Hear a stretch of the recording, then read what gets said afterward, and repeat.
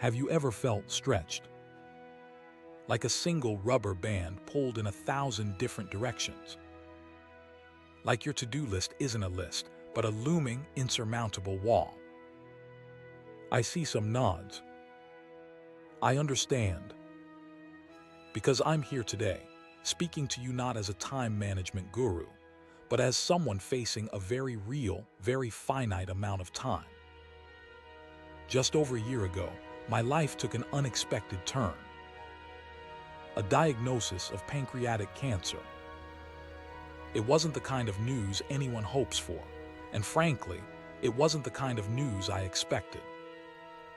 The doctors, with a careful optimism that I appreciated, told me I likely had 3 to 6 months of good health left. 3 to 6 months.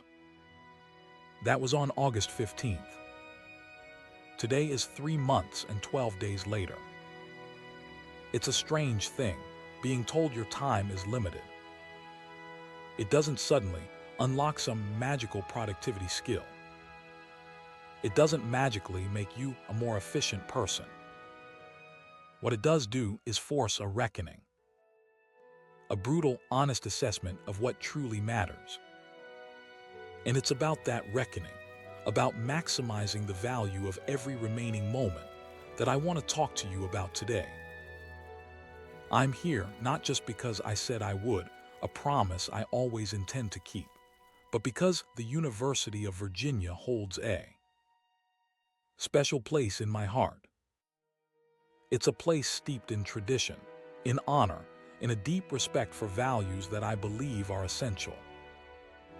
The honor code here, for example, isn't just a set of rules. It's a testament to integrity. It's something every university should study. But let's be clear. This isn't a lecture on optimizing your schedule. It's about something far more profound. It's about how to live a meaningful life, even especially when time is running short. It's about building a life you don't feel guilty about at the end. Because time isn't just a commodity. It's the only commodity that truly matters. We obsess over money, status, possessions, but those are all fleeting. Time once spent is gone forever. Think of it like sand slipping through your fingers. You can try to grasp it to hold on, but ultimately it will pass through.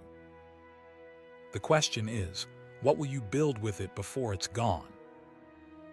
When I started teaching, I always asked my graduate students, how much is your time worth? Not in terms of hourly wages, though that's a good starting point. But what is your time actually costing your employer? When you factor in benefits, office space, resources, the true cost is often double your salary.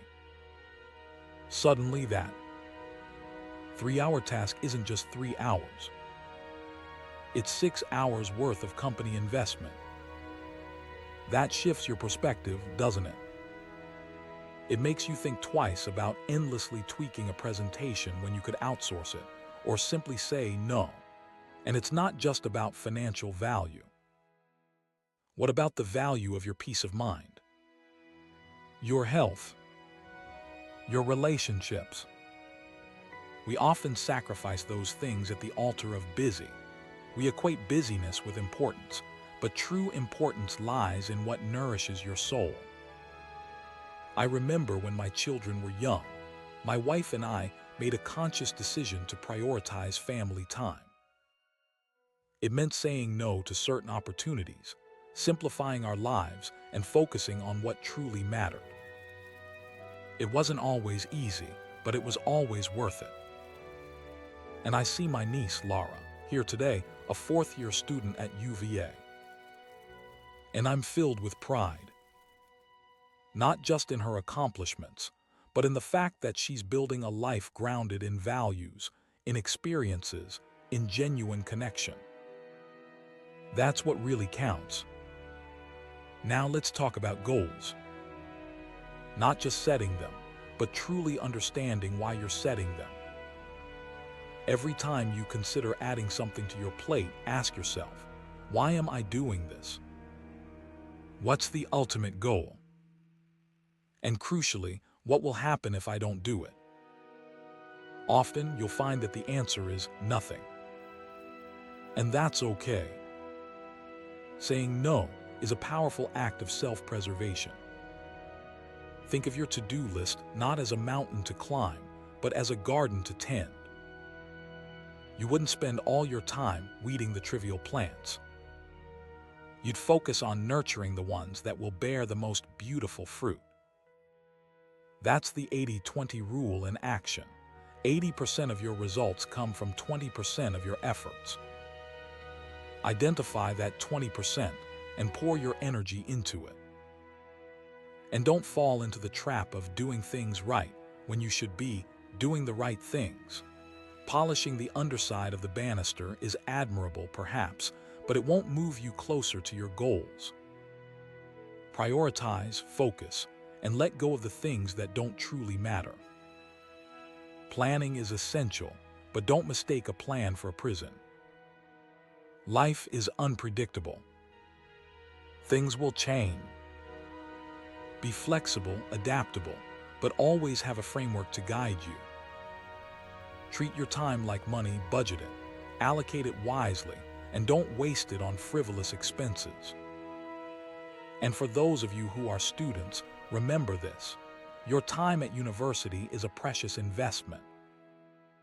Don't focus on the monetary cost. Focus on the 2 years or however long it takes. That you'll never get back. Use that time wisely.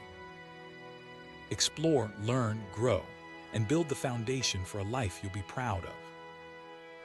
Let's talk about the daily grind. Paperwork, emails, meetings.